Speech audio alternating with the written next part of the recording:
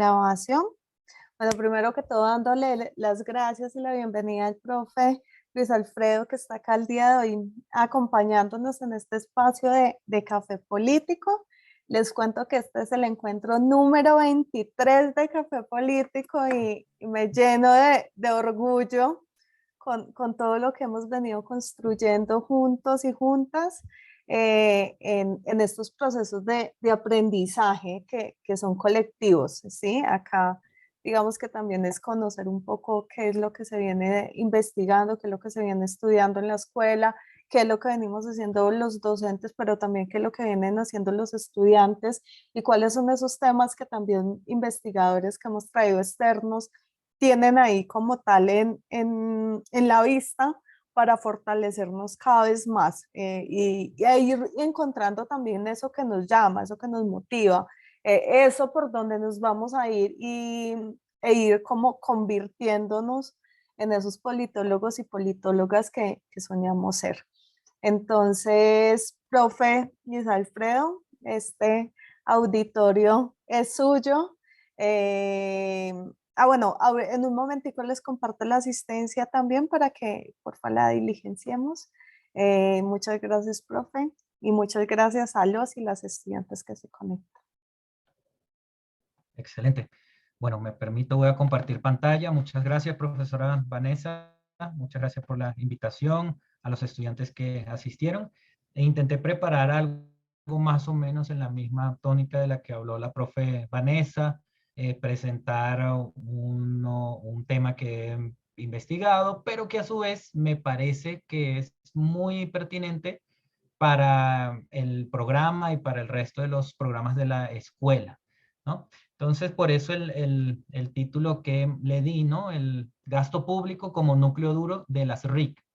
Recuerden que RIC es Relaciones Intergubernamentales. Ya vamos a ver un concepto, algunos detalles más, tipología, todo esto. Y considero que es una agenda de investigación para la UNAD, ¿no? Es un tema que creo que podrían trabajarse bastante y ya les voy a dar las razones del por qué eso.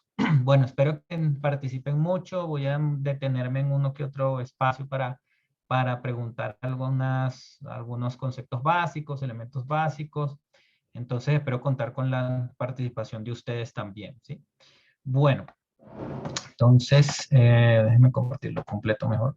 Y aquí reducimos esta, sí. Listo. Entonces, antes de comenzar, me gustaría comentarles un poco quién soy yo. Soy Luis Alfredo Rodríguez Valero, soy profesor de la UNAD y de la escuela desde septiembre del año pasado. Mi experiencia docente ya llevo por ahí unos, ¿qué? 10 años, 9 años como docentes en universidades. Soy politólogo, soy abogado, soy magíster en ciencia política y actualmente estoy estudiando el doctorado en Derecho. Bueno, además de invitarlos a leer mis publicaciones, que las pueden buscar por Google Scholar, todo eso, me gusta meterme en la onda también de las tecnologías nuevas, redes, acercarme un poco más y hacer un poco más digerido, por decirlo de alguna forma, algunos textos de ciencia política o de derecho y utilizarlos para analizar algún caso, algún fenómeno que esté pasando, ¿no? Y por eso tengo aquí, y bueno, los invito a que me sigan, tanto mi canal de YouTube como mi blog, ¿sí? Bueno, se los voy a enviar por si acaso ahí al chat. Em, Como profesor de la UNAD, en este video que les estoy compartiendo acá, a los que participen, escriban, les estoy rifando un libro, ¿no? Voy a hacer un sorteo sobre un libro y pues me gustaría mucho que se lo ganaran ustedes de la UNAD y no otra persona de otra universidad, ¿no? Entonces, porfa, si pueden, vean el video, es reseñando un libro de partidos políticos, entonces es bastante bueno. Y por el otro lado les comparto mi blog, ¿no? Pero bueno, ya eso allí, ya fin de la publicidad, ¿no? Bueno, antes de comenzar con la presentación, háganse las siguientes dos preguntas. ¿Cuál es el estado actual de la descentralización en Colombia? Y si la descentralización ha aumentado o se ha reducido, ¿no? Recuérdense que la descentralización tuvo alguna experiencia allí antesita a la Constitución del 91, bastante breve con la elección de los alcaldes. Sí, fue un periodo bastante corto, pero desde la Constitución del 91, pues ya podemos hablar del tema de la descentralización. Entonces, para algunos autores, en los últimos años, más bien hemos sufrido un proceso de centralización, ¿sí?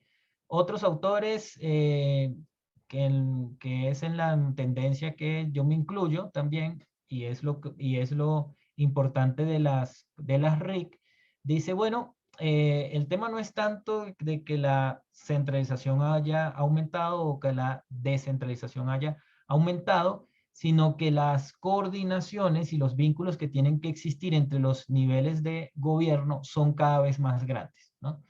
Y por eso a veces pareciera que estamos enfrentando un proceso de recentralización, pero no puede que no sea ese el caso, ¿no? No es un fenómeno solamente colombiano. Cualquier ciudad, cualquier metrópolis del mundo, por más poderosa, por más riqueza que se mueva, el comercio, recursos propios que genere, lo más probable es que de todas formas tenga que generar articulaciones con el nivel nacional de gobierno, ¿sí? Es lo más normal, ¿sí? Sobre todo para mega obras como las que se hacen hoy día en las ciudades, ¿no? Por ir a un caso, bueno, ahorita que escuché, algunos son de Bogotá, ¿no? El mismo metro, ¿no? Por más que en Bogotá genere muchos recursos, pues solo no iba o sola no iba a poder enfrentar una obra de esa envergadura. Entonces, ese como para ponerles un solo ejemplito bastante pequeño, ¿no? Este es un tipo de las preguntas y muchas otras que se pueden responder estudiando este campo de las relaciones intergubernamentales, ¿sí? Bueno, pero ustedes dirán, bueno, ¿y qué son las relaciones intergubernamentales? Yo los invito, ya que ustedes creo que la mayoría son de pregrado, intenten siempre acercarse a los autores clásicos, ¿no? Eso, digamos, sobre todo para sus proyectos de investigación, todo esto, me parece que eso es clave. Y entonces traigo uno de los clásicos en este campo, y es Dale S. Wright, ¿no? En este caso lo tomé de otro texto, pero el concepto es de Wright. Entonces, ¿qué son las relaciones intergubernamentales? Son las acciones y actitudes de los funcionarios públicos lo que está en el centro de las RIC. Y en efecto, las relaciones entre gobiernos, en sentido estricto, no son otra cosa que relaciones entre funcionarios. Ahorita que la profe estaba hablando sobre administración, tiene mucho de esto. Relaciones entre personas a cuyos actos se les puede imputar el carácter de actos derivados de las unidades de gobiernos a las que están adscritos. Los gestos y acciones de aproximación sucesiva para el entendimiento y el establecimiento de acuerdo entre los funcionarios de dos municipios, a fin de establecer mecanismos de asociación intermunicipal destinados al suministro de algún servicio público. Son un aspecto clave de las RIC, ¿sí?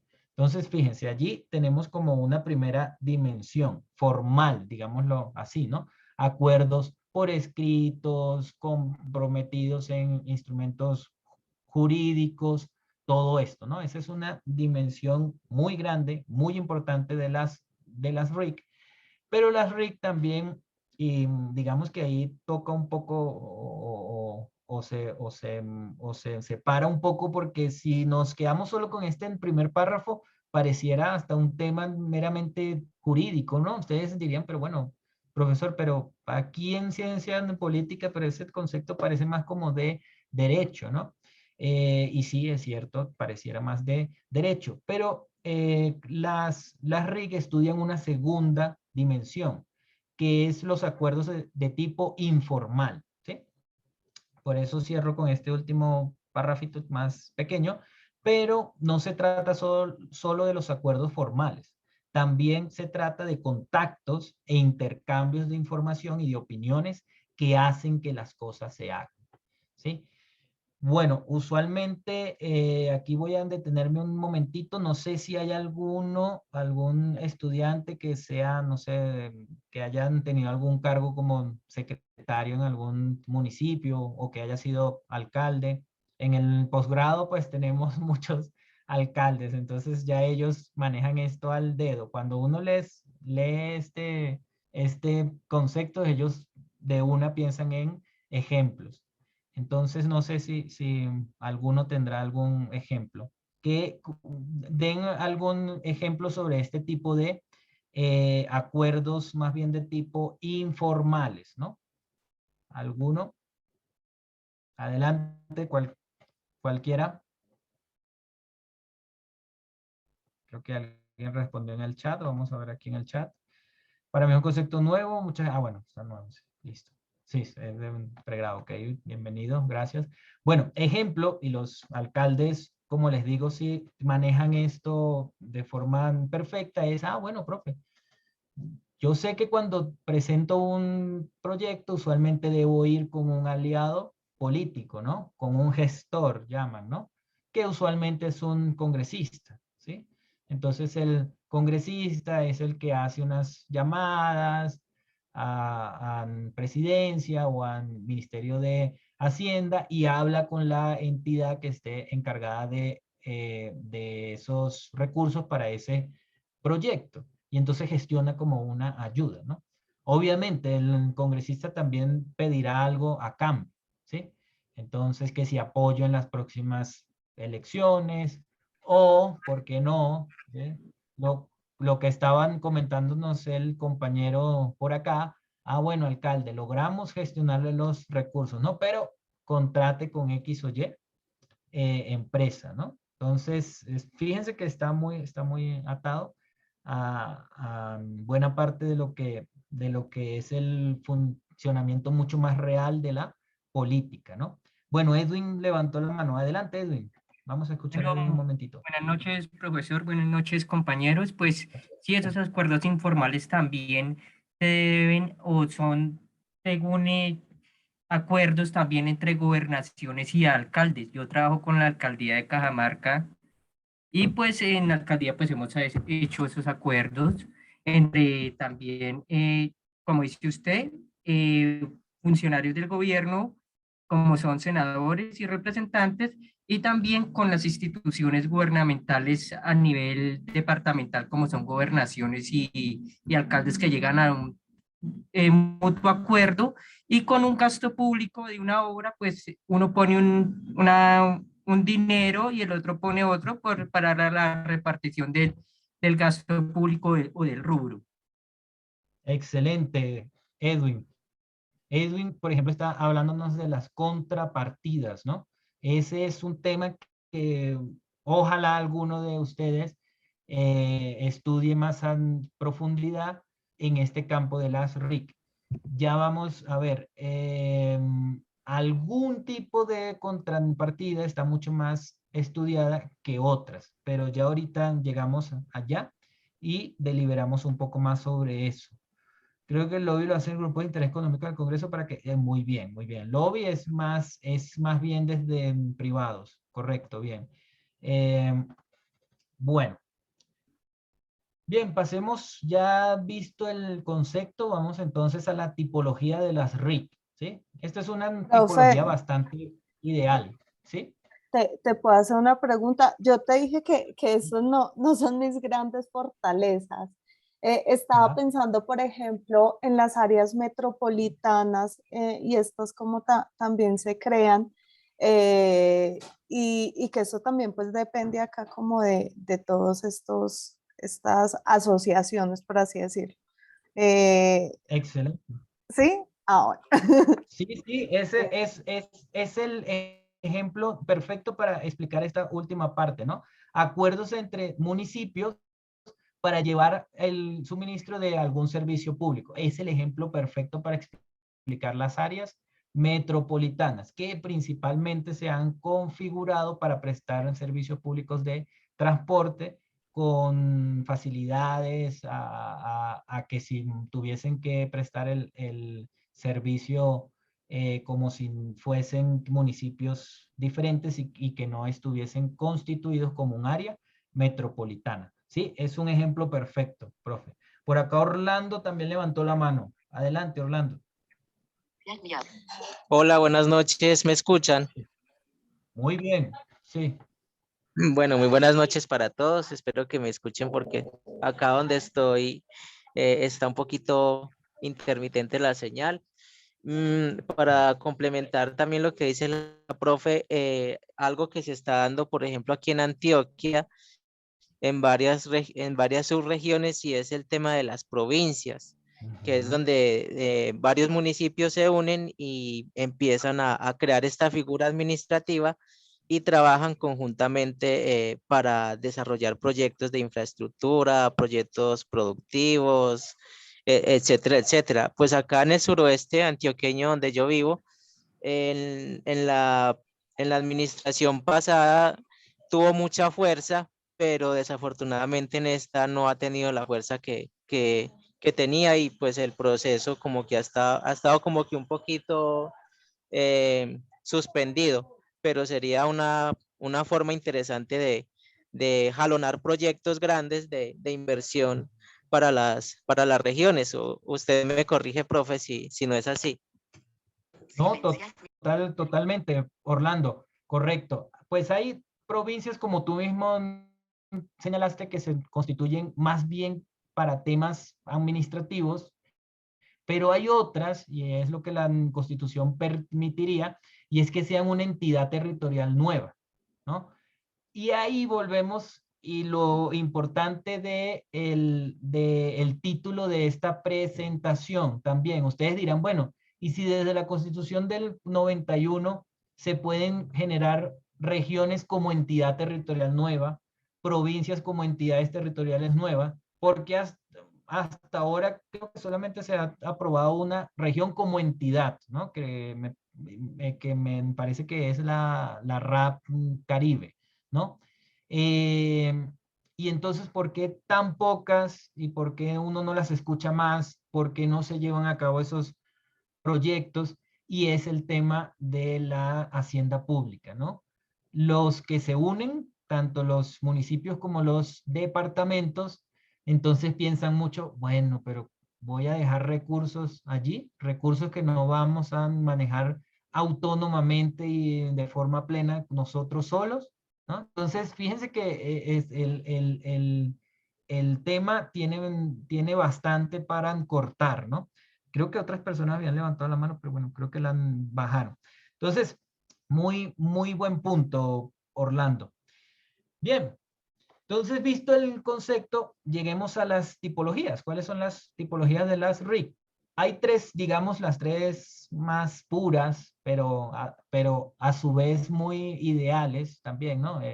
Raramente vamos a encontrar un estado o un país que se maneje únicamente todas sus funciones con base en estos tres modelos, ¿no? Pero veámoslo, ¿no? Entonces tenemos en primer lugar relación interdependiente. Si se fijan, los niveles de gobierno que existen comparten competencias, ¿no? Fíjense, comparten competencias, posiblemente recursos, ¿sí?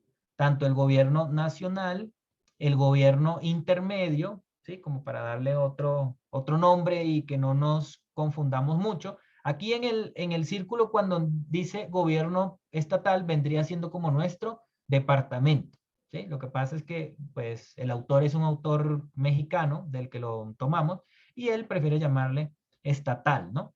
Y por último, el gobierno municipal, ¿sí? ¿Qué ejemplos hay de relación interdependiente? Posiblemente casos como Suiza, Bélgica, ¿sí? Hay poquitos casos, países que han venido de una tradición más bien confederada, ¿no? Entonces, más que todo, esos casos. La segunda serían relaciones independientes, ¿no? Entonces, fíjense, gobierno nacional de un lado, solito, fíjense que no tocan, ¿no? Los círculos no se tocan casi, ¿no? O nada, para ser más específico. Y tenemos luego un círculo mucho mayor, que es el gobierno intermedio, y dentro el municipal.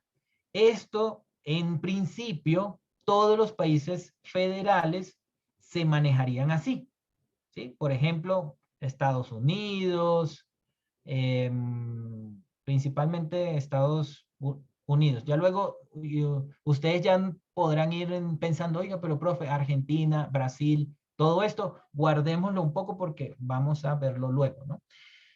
Por eso ustedes ven cuando hay conflictos entre gobernadores de los Estados Unidos con el gobierno nacional, ¿sí? Son competencias y esferas muy separadas y en las que el gobierno intermedio, los gobernadores pueden actuar hasta de forma diferente a la del resto de la nación, ¿no? Y el resto de los estados. Y por último tenemos la relación jerárquica, ¿sí? Fíjense que acá tenemos el círculo más grande que los abarca a todos, es el gobierno nacional. Y dentro de ellos se van incluyendo los otros niveles, ¿sí? Entonces fíjense que básicamente la nación es la que le arma y le estructura las competencias, le dice qué pueden hacer los otros niveles, ¿sí? Tanto el intermedio como el municipal, ¿sí? Este es digamos, es el propio de las repúblicas unitarias. Por ejemplo, Colombia es una república unitaria, ¿no? Entonces, esto, como les digo, es puro, pero en ciertos aspectos, en ciertas políticas, en ciertos temas, puede que se mueva entre uno y otro modelo, ¿no? Bueno, bien, y llegamos a la pregunta a la que queríamos llegar, porque como les dije, Argentina y México en principio son federales y por tanto uno diría, ah, bueno, si son países federales deberían estar aquí en las relaciones independientes, ¿no? Pero ya vamos a ver por qué eso puede cambiar. Bueno, Silvio levantó la mano. Adelante, Silvio. Profe, buenas noches. Qué pena. ¿Me puede recordar, si es tan amable, países que tengan la primera relación interdependiente? Interindependientes, los ejemplos probablemente sean, ahí pues tampoco es que esté totalmente seguro, pero lo más probable es que sean países como Suiza, Bélgica, países que tienen tradición de haber sido confederaciones, ¿no? Serían esos los casos. Bien, Gracias. bueno, de nada, Silvio. Entonces, ¿qué define que un Estado esté más cerca a un tipo de modelo que otro? Entonces podríamos preguntarnos, ¿lo que diga la Constitución política? Podría ser. O si en cierta partecita importa, ¿no? En segundo lugar, lo que digan las competencias podría ser también, ¿no? O hay una tercera opción que es la que les propongo aquí y que no es mía tampoco, ¿no? Son muchos autores los que la comparten y es lo que diga la hacienda pública, ¿sí? ¿Qué dicen los ingresos y los gastos de los diversos niveles de gobierno? Allí veremos en la realidad, cómo se bate el chocolate, qué tipo de RIC tendría, ¿no? Entonces, como les digo, varios autores, entre ellos Ugalde es este autor mexicano que les estoy comentando, señalan que la hacienda pública es como el núcleo duro de las relaciones intergubernamentales y es la que determina qué modelo de RIC tiene un Estado, ¿sí? Argentina y México, ustedes leen sus constituciones y dicen, Argentina, México, Brasil también, Venezuela también en sus constituciones dicen, son repúblicas federales. Y entonces uno diría, ah, bueno, conforme a la constitución, a las competencias, sería tipo de RIC independiente. Pero ya vamos a ver con unos gráficos y con unos datos, lo que dice la hacienda pública, tanto los ingresos y los y los gastos es que no es que cumpla totalmente con esa premisa, ¿no? Bueno, vamos a ver primero los datos y después les comento un poco por qué ocurre eso, ¿no? Entonces, fíjense, aquí tenemos también datos sobre Ugalde. Disculpen que esté en blanco y negro, pero bueno, son las copias. Pero bueno, aquí con una línea roja intento mostrarle dónde está la separación entre los diversos tipos de ingresos. La gráfica de la izquierda son tipos de ingresos, la gráfica de derecha son el gasto por nivel de gobierno, ¿sí? Entonces, fíjense, Argentina, los ingresos, fíjense cómo se concentran casi que en un 84% en el nivel nacional, ¿sí? La nación es la que recoge más impuestos, ¿no? Si uno se pone a buscar Estados Unidos, la diferencia no es tan notoria, ¿no? El gobierno nacional puede que recoja más que los estados, pero no en una tendencia tan grande como esto, ¿no? Que es mayoritaria. Fíjense que el segundo nivel en Argentina que más recoge es el nivel intermedio, lo que vendrían siendo nuestros departamentos. Allá le llaman provincias, ¿no? Entonces recoge por allí un 15%. Y el nivel local, el municipio, fíjense pues que no recoge prácticamente nada o nada significativo, ¿sí?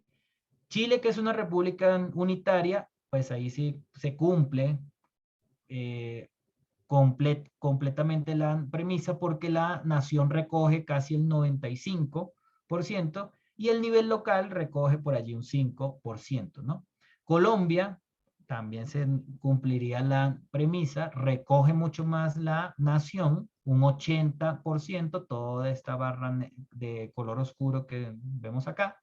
El nivel intermedio recogería por ahí un 8%, y los municipios el restante 12%, ¿sí?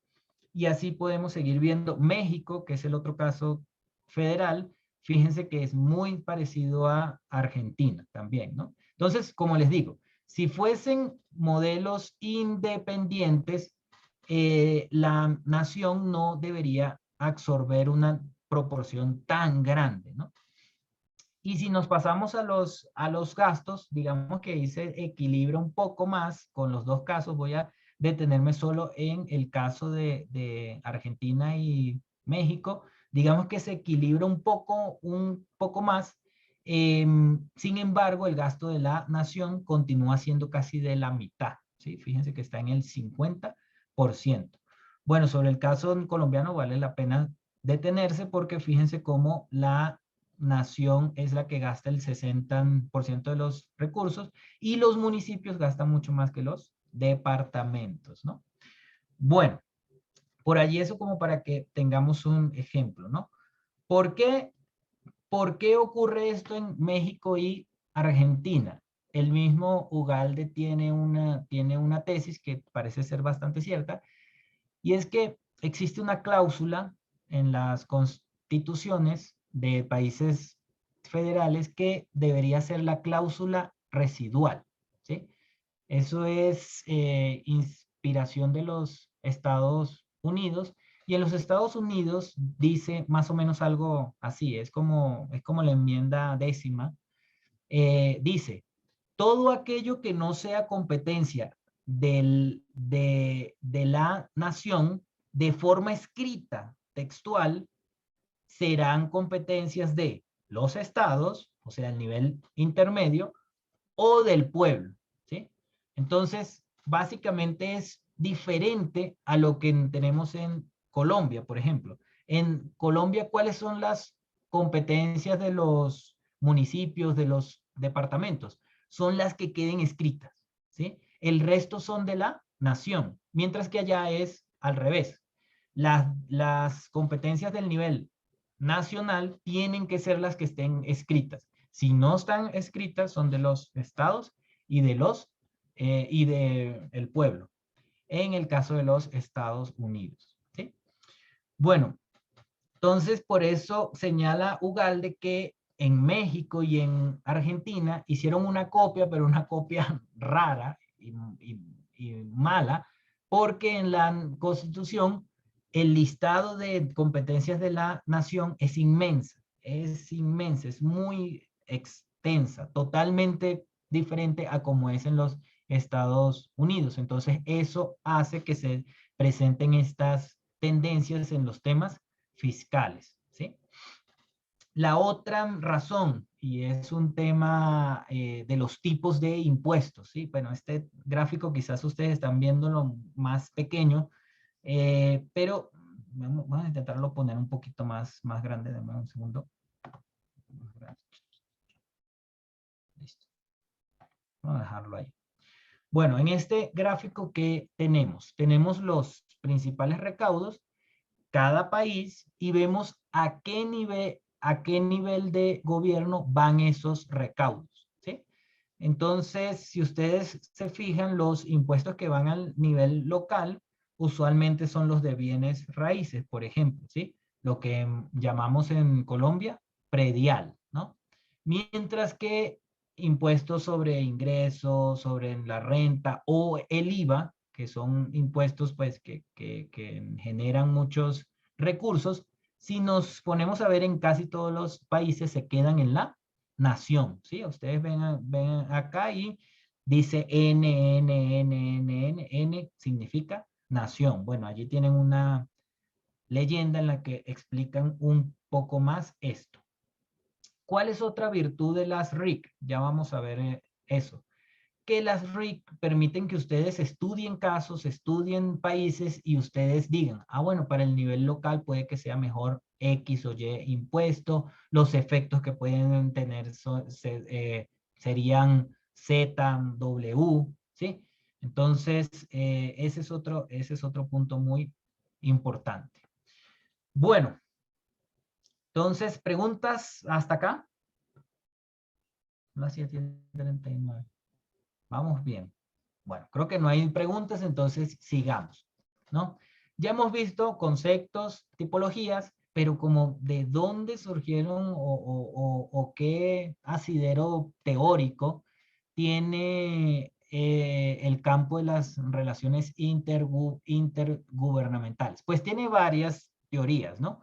Que sirven para explicar los fenómenos.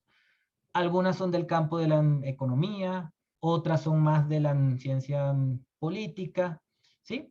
Pero nos vamos a detener en una llamada el federalismo fiscal, ¿sí? Es una teoría surgida para Estados Unidos, para un sistema federal, pero las lógicas, ¿sí? Funcionan también para repúblicas unitarias, ¿no? Y en especial repúblicas unitarias como Colombia, que son descentralizadas. Por acá les dejo otro libro que es un clásico, también está en español, y es el de Wallace E. Oates, que se llama Federalismo Fiscal, ¿sí? Entonces ese es otro buen texto, un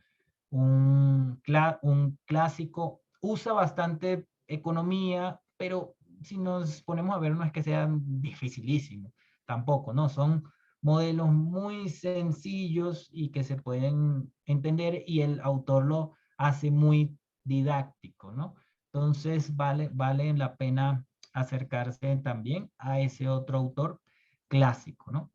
¿Qué tipo de preguntas podemos responder con las teorías del federalismo fiscal? Por ejemplo, ¿qué tipo de impuestos sería mejor implementar en el nivel local, ¿no? ¿Qué pasa si queremos que el municipio concentre principalmente sus ingresos en impuesto a los bienes, ¿no? O al predial, ¿no? Entonces, bueno, puede que tenga unos efectos, por ejemplo, ¿no? Lo que dice esta misma teoría y Wates es que, bueno, puede que es un impuesto en primer lugar es negativo, ¿no? Porque lo van a pagar son los propietarios. Si la propiedad vale más, pues posiblemente el impuesto sea mucho más alto, ¿sí? Puede que genere unas dinámicas que cuando el Estado recoja más recursos podrá brindar mejores servicios públicos, y al brindar mejores servicios públicos un municipio, la gente, por más que pague un impuesto alto, preferirá quedarse, ¿no? Porque todo esto tiene una lógica que, bueno, y los efectos negativos, ¿cuáles podrían ser? Bueno, si le metemos muchos impuestos, puede que los ricos se vayan, ¿no?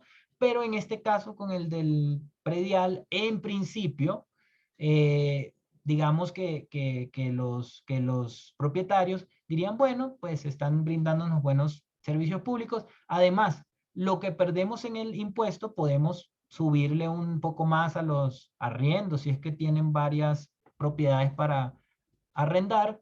Y las personas que van a arrendar, como viven en un municipio bonito porque tienen recursos, todo esto, pues están felices, ¿no? También, bueno, sí, ¿no? Ese es como un escenario posible, ¿no?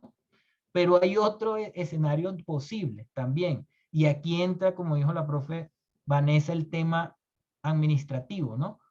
Bueno, ¿y cómo controlamos que una persona que tenga muchos recursos se ubique en unas partes de la ciudad en el que los predios valgan menos, ¿no? Eh, entonces, ¿cómo evitar todos esos detalles, ¿no? Entonces son temas que cada vez se complejizan más y que tienen que tener en cuenta caso a caso, ¿no? Bueno, Wates también tiene unos ejercicios con otros impuestos, ¿no? Si solamente nos concentráramos en el IVA, supónganse que ustedes dicen, bueno, y nuestro municipio, claro, no es el caso colombiano porque el IVA se lo queda la nación, pero digamos que existiese esa posibilidad, que un municipio se financie solo con IVA, ¿no? Entonces, ¿qué podemos generar allí? Bueno, podemos generar que personas que estén en las periferias, digamos, en las fronteras entre municipios, se vayan y compren en otro municipio, ¿no? Pagan menos IVA en el otro y vienen con las mercancías, con lo que requieren al municipio en el que viven, ¿no? Entonces, son muchos los fenómenos que pueden presentarse. Creo que alguien había levantado la mano. Entonces, adelante, ¿quién había levantado la mano? ¿No? Profe Víctor Hugo. Adelante, Víctor Hugo. Profe, una pregunta. Eso no es Sí. lo que está pasando, digamos, ahorita cuando aquí en Bogotá se desplazaron las zonas francas hacia municipios como Mosquera, como abajo por la 80. Eso es más o menos lo que pasó, ¿cierto, profe? Sí, correcto. Mosquera, Madrid, la misma Chía, ¿no? Chía está llena de colegios campestres, ¿no? Yo Sí. creo que ahí hicieron algo como para hacer unos beneficios tributarios para los colegios, qué sé yo, porque hay muchísimos colegios. Sí, son buenos casos, y casos como estos los toca este texto que estoy comentándoles, ¿no? Profe, pero una Bien, preguntita, qué pena. sí, Yo me adelante. acuerdo que digamos, empresas como Bavaria, que tenían una de sus sedes aquí sobre la Boyacá antes de llegar a la 13, Sí. esa la acabaron, digamos, esos recursos que generaba para Bogotá empresas tan grandes como esa, esos recursos ya entran a esos municipios, ya salen de Bogotá para entrar a esos municipios. Sí, ¿cierto? Algún industria y comercio, yo diría que sí, porque está operando y está generando externalidades en el municipio nuevo, ¿no? Entonces, ese sí, predial posiblemente también, posiblemente no, seguramente también, ¿no? Ya hablamos de industria y comercio, ¿sí? ¿Cuál otro puede haber? Matrícula. Bueno, sí, tiene que haber en varios.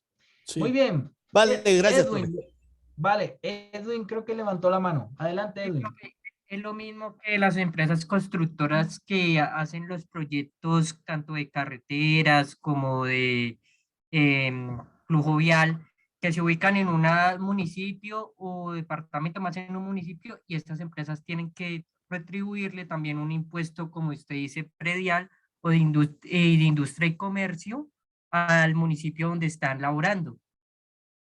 así es, correcto. Sí. Bien, entonces tienen todos esos casos, ¿no? Y todos estos debates frente a qué efectos positivos, negativos pueden tener, están en este tipo de textos como el de Wallace Wattles, ¿no?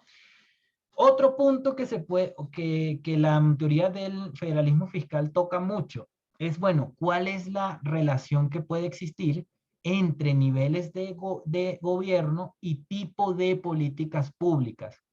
Recuérdense que ustedes, y no sé si hay alguien de maestría por allí, eh, trabajan mucho el tema de las políticas públicas y a veces no se fijan en estos problemas, ¿no? Como que van proponiendo muy Profe, desde, ¿sí? qué pena.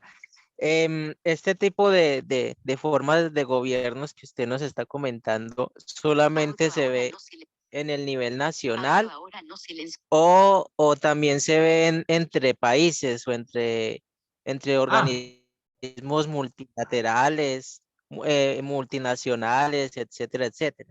muy buena pregunta, Orlando, y se me había olvidado aclarar eso. Las RIC, a pesar de que dice intergubernamentales, no va hacia otros gobiernos entre diferentes países, no, se queda en un solo estado y entre los niveles, ¿no? Nación, departamento, municipio. Muy buena pregunta esa, Orlando. Entonces, las RIC es algo muy local, ¿sí? Más que de política exterior o de relaciones internacionales.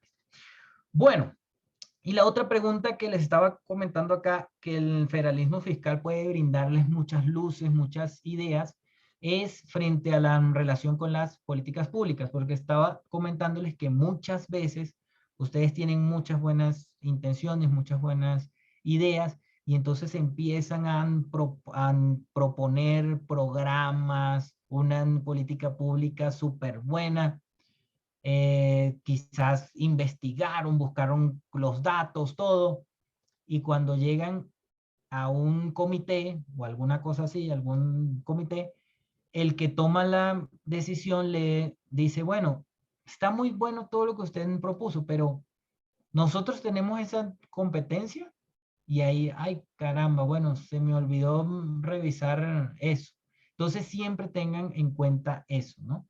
Si se tiene la competencia o no, se tienen los recursos o no, ¿sí? Todos esos son todas esas son preguntas claves que se pueden analizar desde el federalismo fiscal, ¿sí?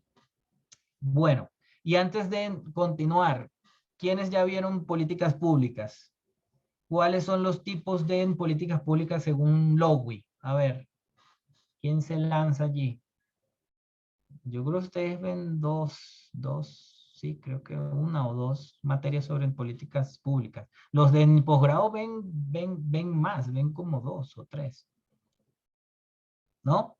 ¿Ninguno? No importa. Pasemos acá entonces y veamos esas tipologías de Lowy. Bueno, disculpen que el pantallazo salió súper mal, fue tomado de Chalequian. Básicamente son cuatro, ¿no? Para Lowy hay cuatro tipos de políticas públicas. Están las distributivas, y ahí les dan algunos ejemplos. Fíjense cómo dice, land policies, políticas sobre las tierras, ¿no? Tarifas, subsidios, ¿sí? Entonces, le quitamos a algunos, ¿sí? Y se los asignamos a otros en forma de subsidios, ¿sí? Hay un segundo tipo de políticas que se llaman constituyentes o constituents, ¿no?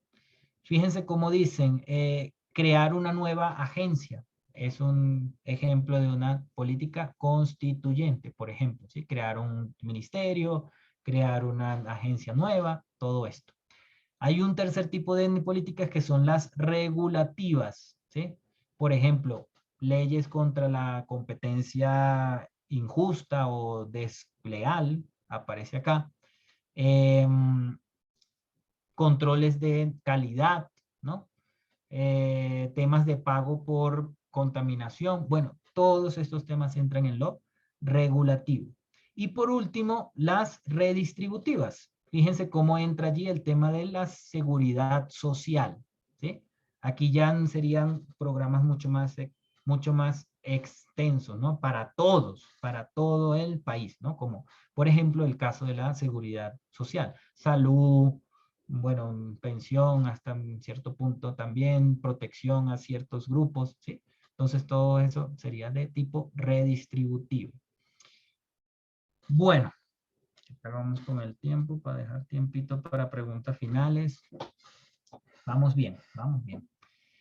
Bien, ahora llegamos a la pregunta, ¿por qué estudiar ya no las RIC en general, sino dentro de las RIC el gasto público? ¿Sí? ¿Por qué estudiar el gasto público desde las RIC en Colombia? Primero, pues, porque hay un vacío en la literatura, ¿no? Usualmente ustedes cuando estén en sus investigaciones, todo esto, una de las formas para justificar siempre es, bueno, existe un vacío. O hay textos que llegan a conclusiones diferentes, todo esto, ¿no? Entonces, en cuanto a gasto, en las RIC existen vacíos. En Colombia hemos estudiado mucho el tema de las competencias, ¿sí? Hay textos de este autor Maldonado Copello que son muy buenos frente a los problemas y las críticas en las asignaciones de competencias en Colombia, ¿sí? Por ejemplo, aquí muy rápido, Maldonado señala una de las características que se presentan mucho en Colombia, y es que cuando se redactan competencias en leyes o en actos administrativos, usualmente se redactan de forma general, abierta, y casi que a los 3 niveles es lo mismo, ¿no? A la nación casi que le toca lo mismo que al departamento y casi que lo mismo que al municipio. ¿Qué problema genera eso? Pues que entre los 3 niveles se van a andar tirando como la pelota, ¿no? Por decirlo de una forma coloquial. Ninguno de los 3 va a asumir la responsabilidad y van a estar, no, es que eso no es competencia mía, solamente es del departamento o es de la nación, y así van a estar, ¿no? Bueno, y en ese texto les dan ejemplos de cómo deberían estar bien redactadas las competencias para los diversos niveles. Entonces es bastante práctico. Entonces, digamos que competencia se ha estudiado mucho desde las RIC. En cuanto al gasto público, desde las RIC se ha estudiado un poquito, bueno, en algunos casos más, por ejemplo, fondos de gastos como el Sistema General de Participaciones y el Sistema General de Regalías, ¿no?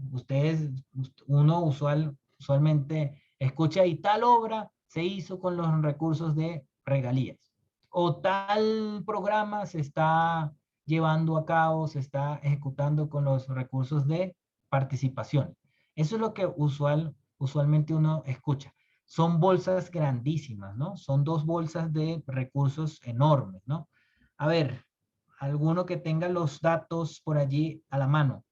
¿Cuántos billones anualmente se manejan en participaciones?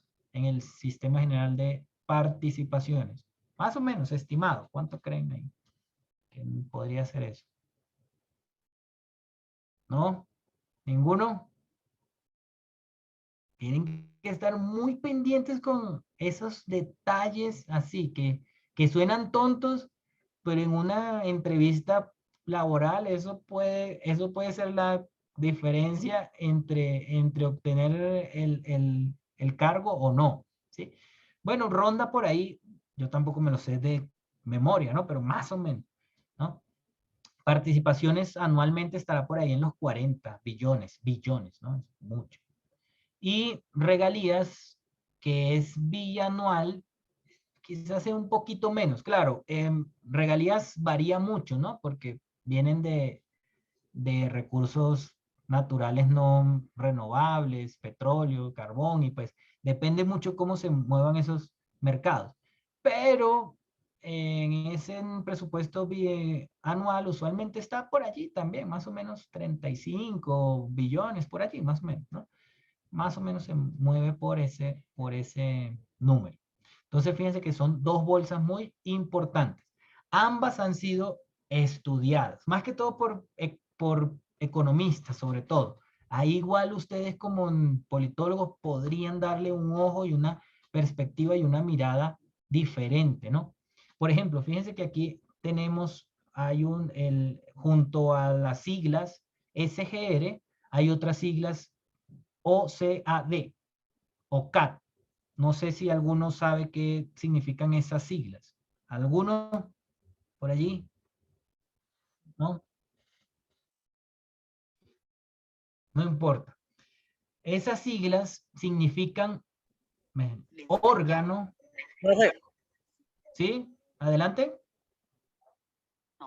Pues los OCADs están muy populares hoy en día precisamente por la investigación que se hizo sobre los 500.000 millones de pesos que están embolatados por el tema de la paz. El Fondo Sí, de la Paz. son como unos comités especializados que se conforman para la destinación de recursos, y este caso pues se hizo desde la presidencia,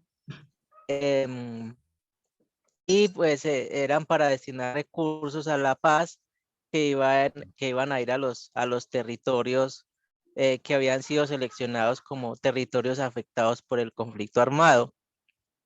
Excelente. Fíjense que su compañero dijo, bueno, los OCAD son como unos comités, correcto. Las siglas significan órgano colegiado de administración y decisión, ¿sí?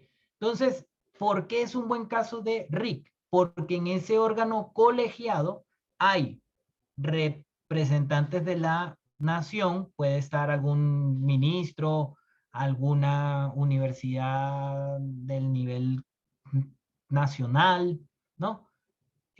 Autónoma, digamos, y hay otros actores allí. Pueden haber representantes de los alcaldes, representantes de los gobernadores, universidades locales, bueno, en fin, es un órgano colegiado por eso mismo, pero fíjense que hay diversos niveles allí, ¿no?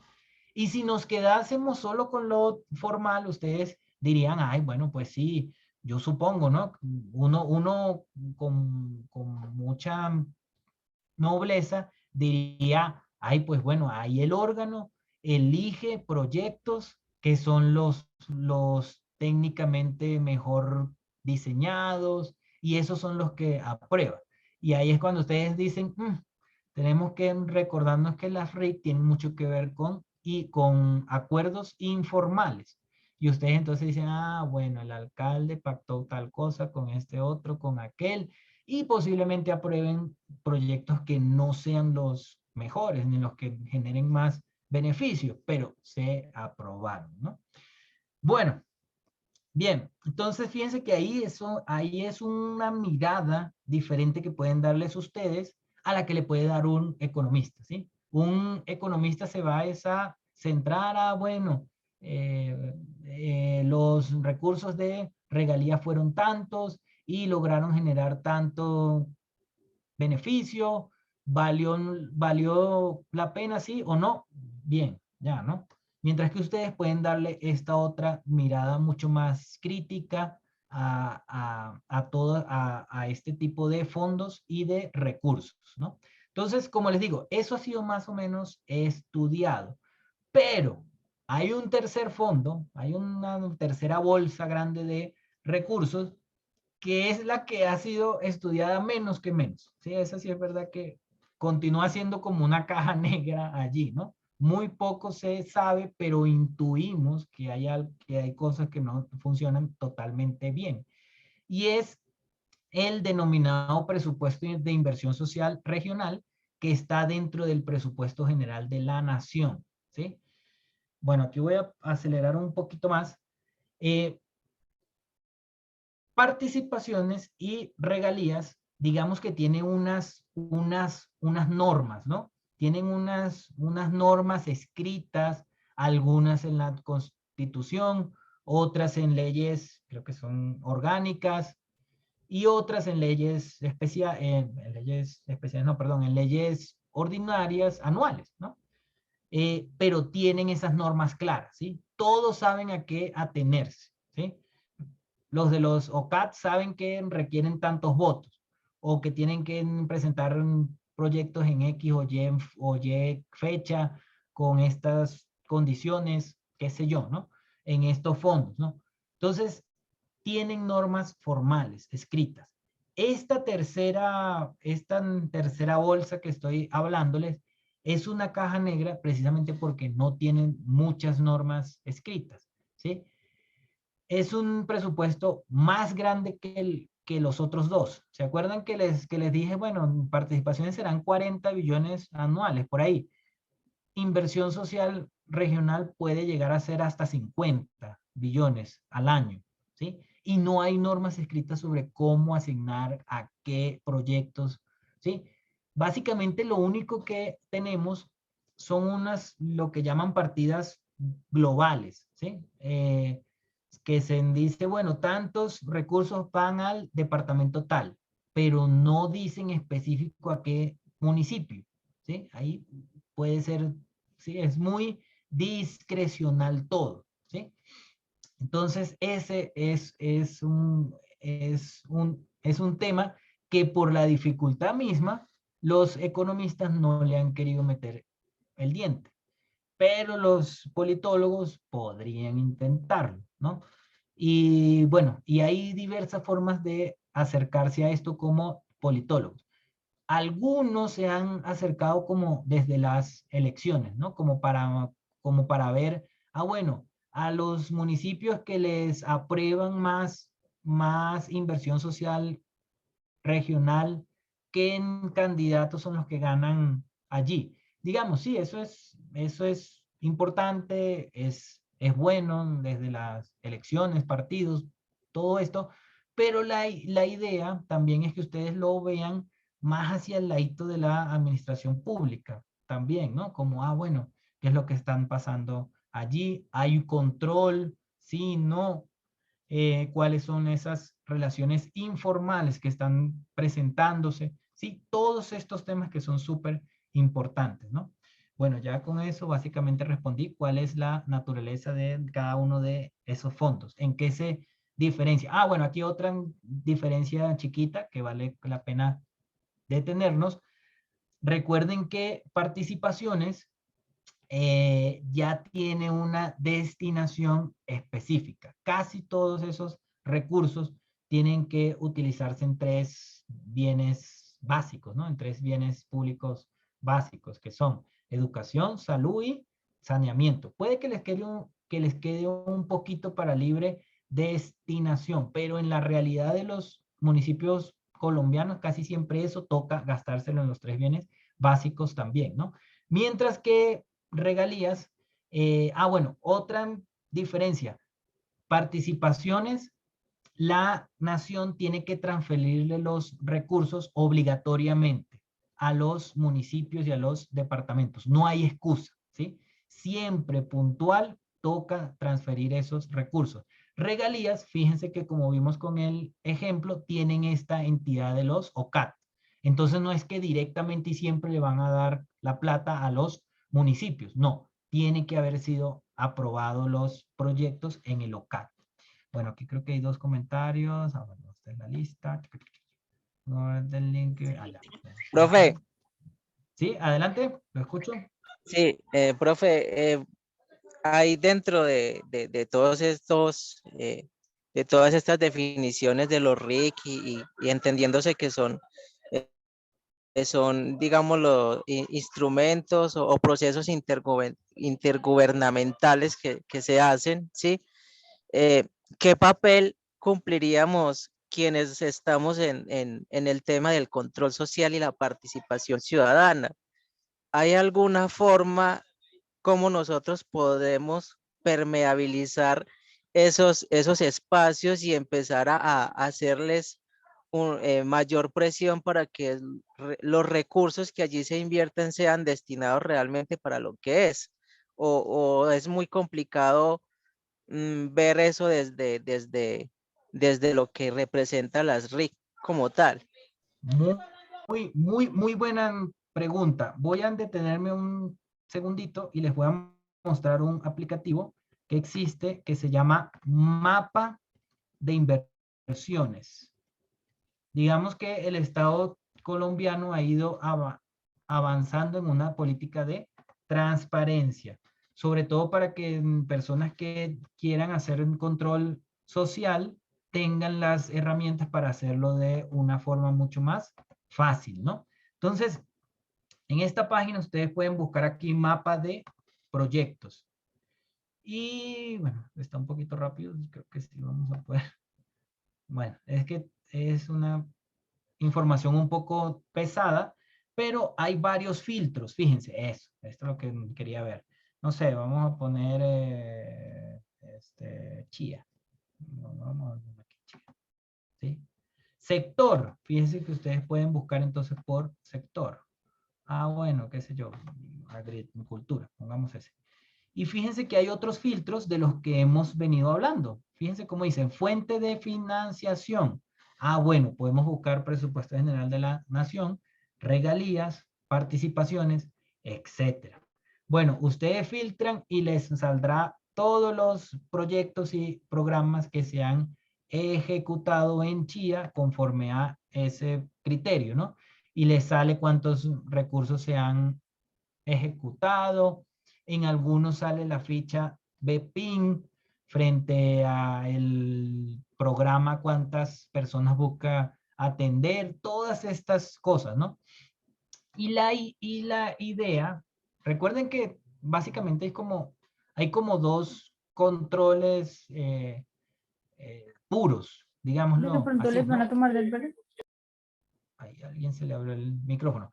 Tenemos el control vertical, que es el que hacemos como votantes, ¿no? Entonces somos votantes, tenemos el voto y podemos castigar a los políticos.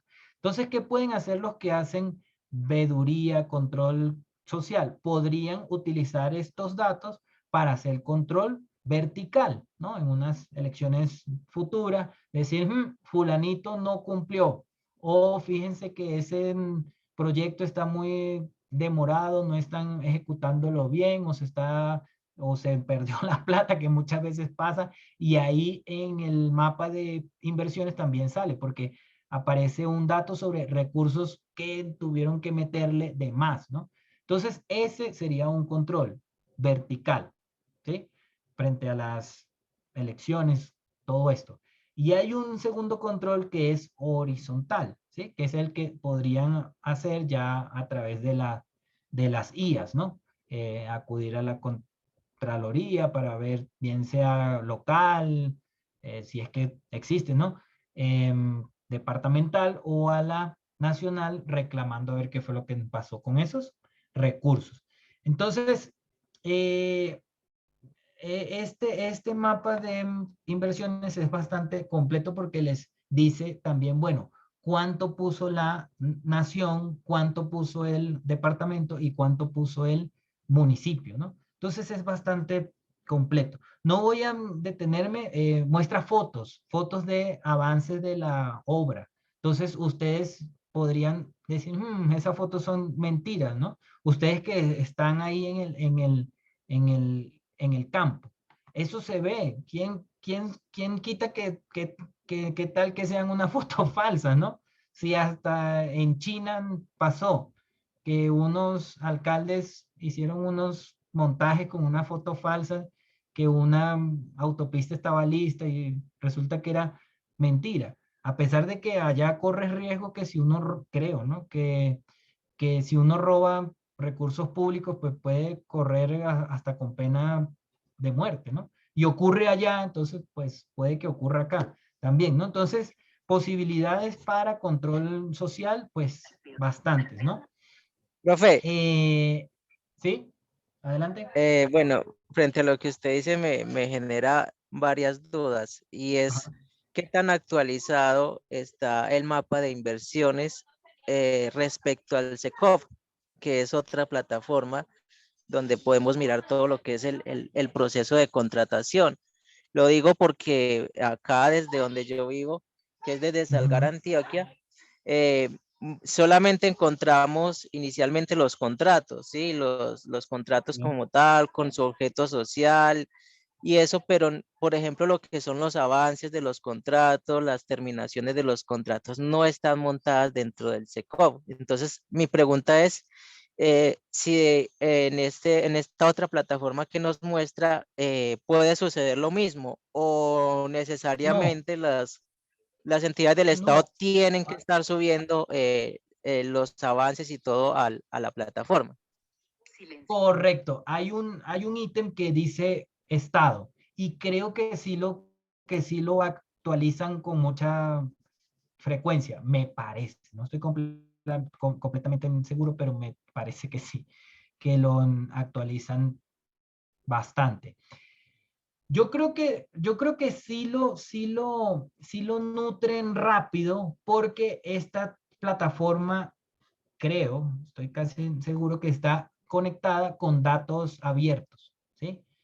Y básicamente cuando actualizan algo en datos abiertos, entonces se actualiza acá también. Entonces diría que sí, que bastante.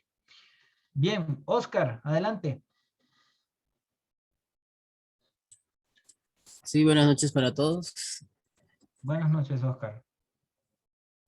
Cuando se la pregunta al compañero que actualiza la plataforma, ¿está hablando del SECOT o está hablando de esta plataforma Esta, de de esta. la de datos abiertos? No, eso no mantiene tan actualizado.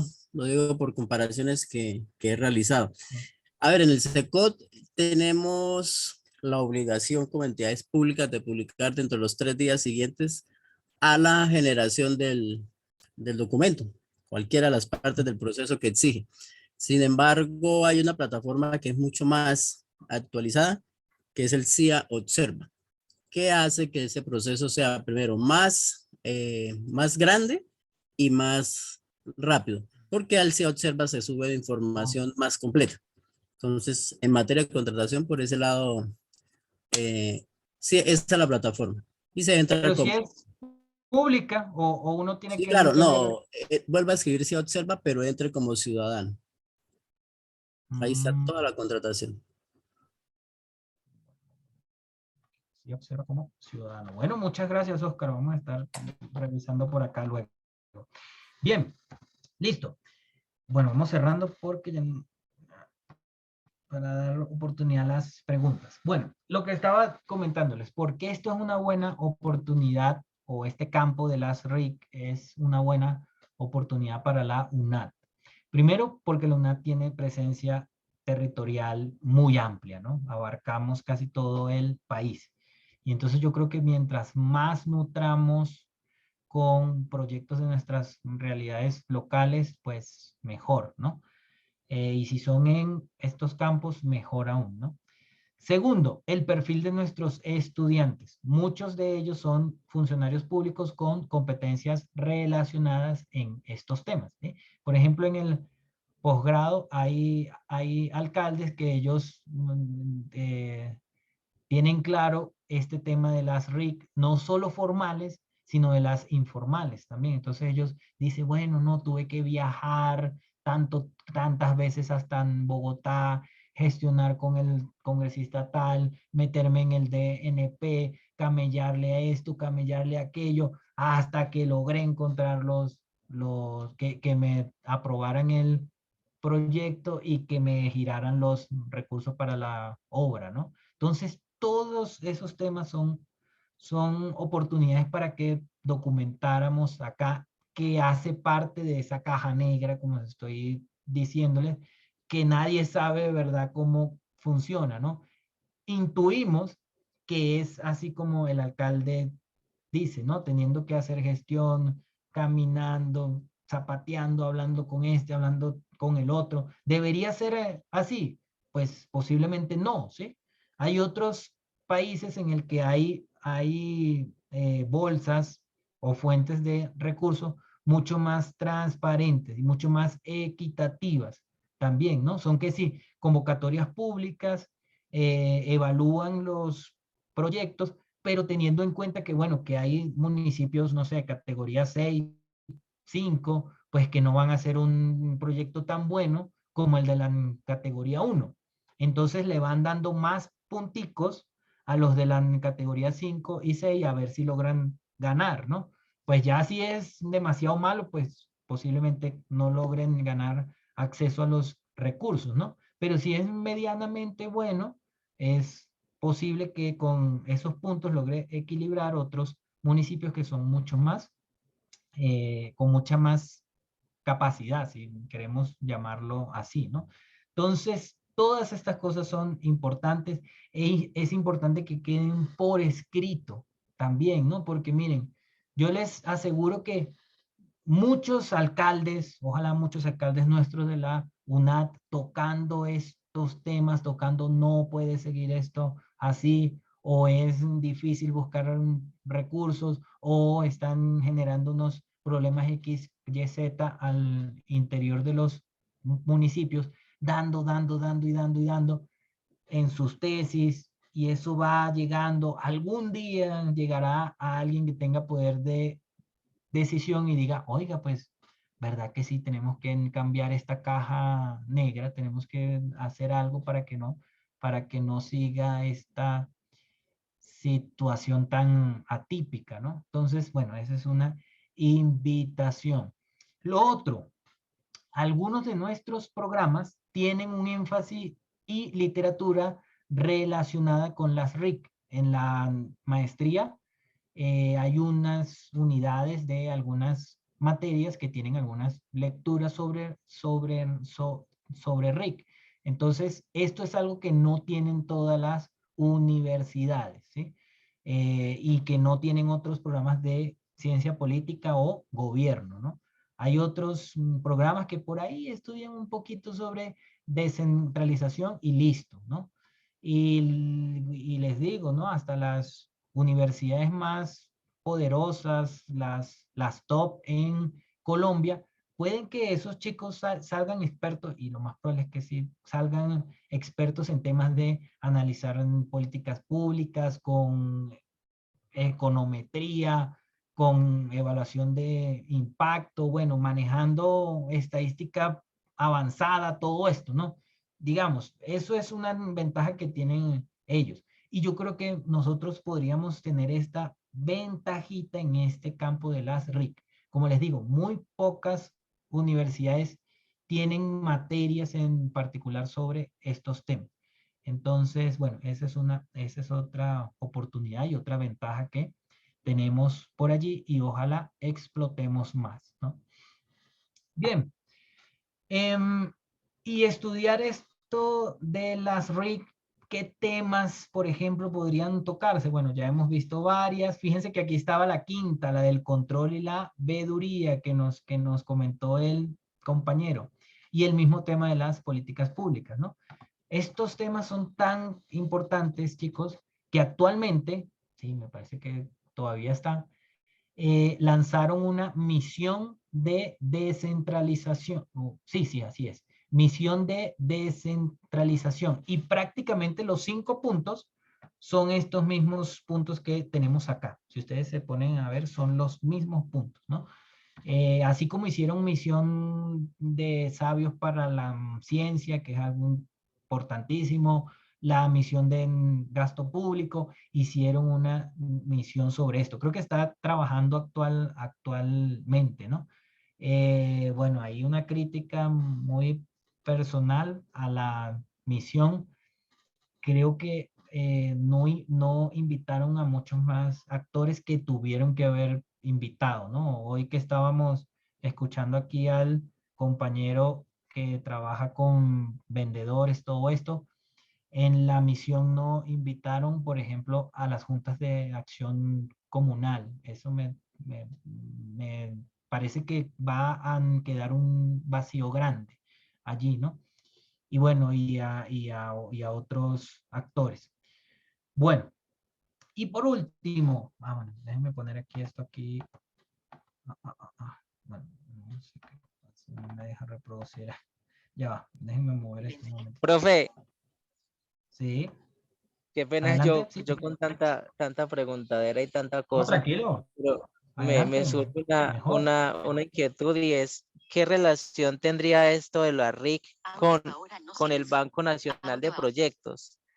¿Puede existir alguna relación precisamente para gestionar recursos? Porque yo tengo entendido que el Banco Nacional de Proyectos desafortunadamente se maneja mucho es gracias al clientelismo, ¿sí? Entonces él presenta al municipio un proyecto, pero entonces para poder que se lo aprueben, tiene que ir de la mano del cabildeo del senador o del representante a la Cámara o qué sé yo, para poder que ese proyecto vaya a un ministerio y sea aprobado, ¿sí? ¿Existe alguna relación entre las RIC y ese tipo de gestiones o no la hay? Totalmente, toda la relación, y ojalá alguien estudie este tema de los BPIN, ¿no? De los bancos de proyectos de inversión nacional. De hecho, ya que lo tocaste, yo tengo un artículo en una revista indexada en la que toco tangencialmente el tema de los bancos de proyectos de inversión nacional. ¿Por qué? Ahorita que el otro compañero preguntó sobre controles. En el 2000, eso fue en el año 2000, en el gobierno Pastrana y el ministro de Hacienda, creo que era el expresidente Santos, hicieron bueno, veníamos de una crisis económica, unos fondos que fueron eliminados, ¿no? Había como un sistema de cofinanciación con reglas claras, con convocatorias abiertas, públicas, todo esto, y eso por muchos motivos terminaron eliminándolo. Bueno, en este artículo pueden verlo más, ¿no? Y el gobierno Pastrana dijo, bueno, hagamos algo diferente, sobre todo porque tenían que aprobar una reforma tributaria y los congresistas no la iban a aprobar. Entonces el ministro dijo como, bueno, ¿qué es lo que quieren ustedes? Bueno, no, queremos tener cierta iniciativa de gasto público, ¿no?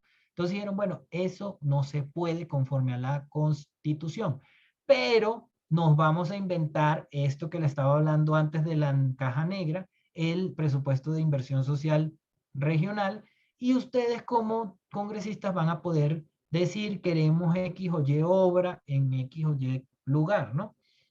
Y el ministro dijo, uno de los controles para que sean proyectos buenos, técnicos, costo eficientes, todo esto, costo-beneficio, va a hacer que el proyecto tiene que estar radicado antes de ser aprobado en el banco, en el BPIN, ¿sí? Aquí yo más o menos comento qué fue lo que pasó y no es que me lo inventé yo, ¿no? En las sentencias de la corte está, cuando le preguntaron al director del DNP si él tenía todas las BPIN o si él hacía algo con las BPIN, básicamente dijo primero que no las tenía todas. Dijo, bueno, pues de verdad las BPIN las tiene cada ministerio que va a firmar los convenios interadministrativos o que va a ejecutar los recursos con el municipio. Aquí en el DNP no las tenemos todas. Y tampoco revisamos la gran cosa, ¿no? Lo que hacen es ver que como que cumpla con un checklist y ya, ¿no? No más. Entonces, sí, es una herramienta que se supone que iba a ser para control, pero se ha quedado muy corta. Y lo que les estaba comentando, si uno entra en el mapa de inversiones, algunos proyectos tienen la BPIN allí pública que uno la puede abrir y ver toda la ficha, pero hay otros que no. Entonces, bueno, creo que están pasando allí. Entonces, muy buena pregunta. Sí, tiene todo que ver con las RIC. Y si quieren saber más sobre eso, en este artículo de mi autoría, pueden ver muchos más detalles sobre esa muy buena pregunta que nos hizo el compañero. Bueno, por acá quería mostrarles ya con una cosa práctica, si vale la pena estudiar estos temas. Ese artículo que les mostré ahorita, me lo publicaron ¿en qué? En el 2020, creo, en 2020. Y pues no es que haya tenido un impacto así que me hayan leído todo el mundo y que me haya citado todo el mundo, pero sí me han citado ya varias personas y fíjense que son personas que están trabajando temas duros, ¿no? Fíjense aquí, me citaron de fe desarrollo, ¿sí?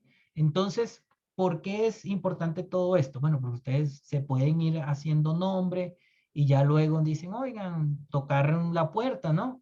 En estas entidades, así que son muy técnicas, que son tanques de pensamiento, todo esto, y ustedes decir, oiga, yo quiero trabajar X o Y tema, no sé si tienen algunos recursos por ahí, una convocatoria, algo, y posiblemente les digan, oigan, qué chévere, sí, háganlo, ¿sí? Entonces puede que se presenten todos estos vínculos.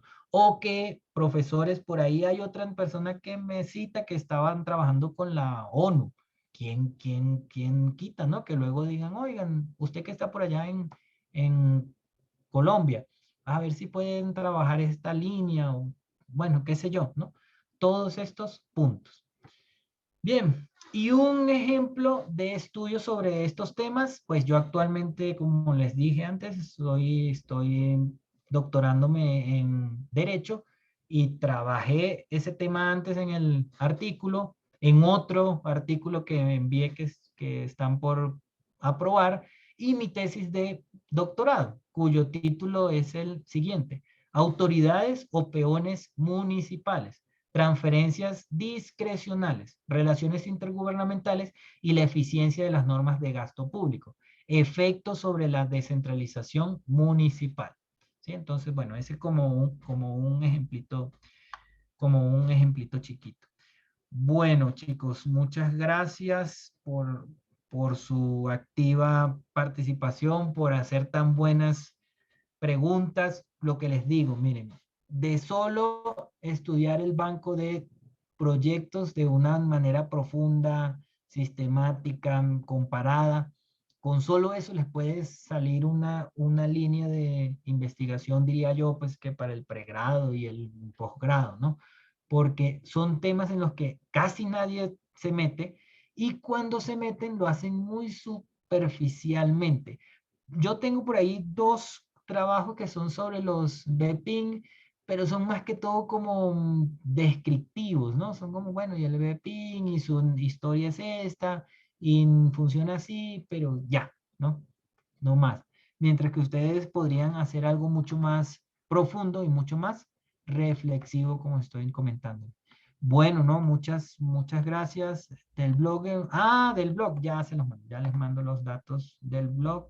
Sí, me encantaría que dejaran sus comentarios en ese video para que participen en el concurso por el libro, porque qué tal que yo, profesor de la UNAD, y el libro se la gane otra persona, eso me haría sentir súper mal. Entonces allí van los dos. Bueno, no sé si alguno tiene alguna otra pregunta, déjenme quitar la pantalla y los escucho. No sé si alguno tiene alguna pregunta.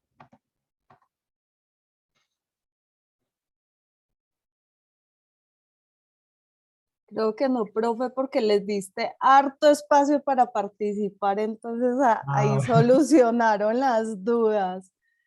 Yo Sí. los veía a ellos súper emocionados, ahí, pues a ellos y ellas, ahí como, "Ah, queremos saber más". Sí, este es un campo que pues yo no, Sí. a mí sí me gustaría como que para el pregrado, alguna materia electiva, alguna cosa así, porque estoy seguro que podría ser provechoso tanto para ustedes como para mí de retomar y ver más cosas, ustedes que me aporten a mí también y ahí pues avanzar más. No, profe, yo te agradezco mucho. Creo que los y las estudiantes también te agradecen mucho por esta exposición, muy, muy interesante y sabes que también me pareció muy interesante ver que hay muchos y muchos estudiantes también que ya tienen ahí como que algunos temas, algunos conceptos, que tienen la experiencia, que también me parece fundamental en estos escenarios. Entonces, muchas gracias también a los y las estudiantes que participaron con sus dudas, con sus comentarios, sus aportes y demás. Ahí nos queda mucho a nosotros para seguir estudiando. Nosotros en el curso de gestión de políticas públicas sí mencionamos un poco lo de los OCATs, ahí sí tenemos esto. También hemos vinculado mucho el tema de los PEDs ahora, que también es como fundamental también en todo esto que tenemos.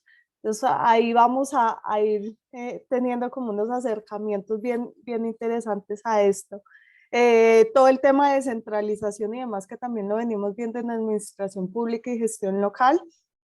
Entonces creo que acá nos complementa mucho, profe, para los cursos que he mencionado, y pues agradecerle tremendamente pues la participación y este tema, como dice Mari, que lo copió en el chat. Entonces, profe, muchísimas gracias. Esperamos volverlo a tener por acá como invitado y les deseo a todos y todas una feliz noche. Les recuerdo el enlace, porfa, de la asistencia para que me lo diligencien. No lo dejemos sin diligenciar, porque nosotros también por medio de la asistencia es que podemos continuar teniendo estos espacios, porque acá estamos diciendo que efectivamente tenemos un impacto. Y les comento que el tema que vamos a tener dentro de 8 días es sobre el sistema interamericano, en donde vamos a hablar de la CIDH y de la Corte Interamericana de Derechos Humanos, para que se sigan conectando. Profe, no sé, te dejo el espacio también para tus agradecimientos y tu despedida. Muchas gracias, profe. Contento de haberlos acompañado, de darle este abrebocas apenas, porque pues de verdad sería ideal verlo mucho más, pero espero haberlos dejado allí con la dudita, con las ganas de leer estos clásicos, de leer a sus profes también, y que avancemos todos aquí. Yo aprendiendo también de ustedes, por ejemplo, con este sistema para ver el tema con proyectos, contratos y gasto. Entonces ya voy a eso también. Muchas gracias. Gracias, profe. Gracias a Muchas todos y gracias, todas. profe. Feliz Gracias, noche. profe. Feliz Que noche Dios los para todos. bendiga. Feliz Lo noche. mismo, descansen, Igual. gracias. Gracias a todos. Chao. Profe, esta semana le voy contando cómo me da con lo del proyecto de... Juan, Vale, profe. Muchas gracias, profe. Que descansen. diligencia en la asistencia, no se les olvide.